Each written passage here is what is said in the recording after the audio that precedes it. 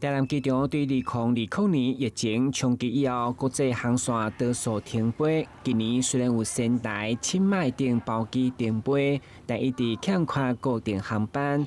台南市观光旅局积极争取甲台湾虎航合作，伫12月推出台南直飞日本熊本、Okinawa 航线，消息一出引起真济游客关心。不用我们再特地搭飞机到桃园去，然后再从桃园飞。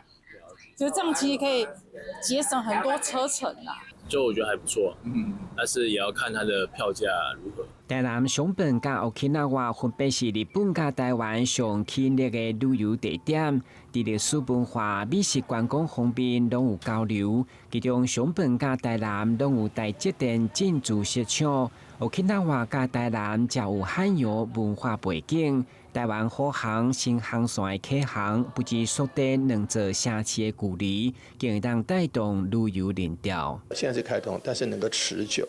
所以我们需要一些软硬体设施都能够配合，也希望大家多利用，这样的载客率高就能够经营得下去，载客率低就一段时间就经营不下去。希望大家多支持。台南熊本是每周2、5开航，台南冲绳则是每周4日开航。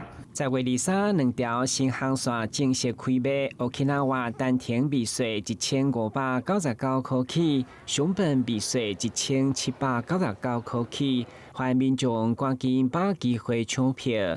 另外，台南传统的美食嘛将推向国际，推出全新吉祥餐阿勇家三珍巴，要予日本游客一张无人机抵当品尝台南美。台南新闻杨顺怀、郭文吉、张硕维采访报道。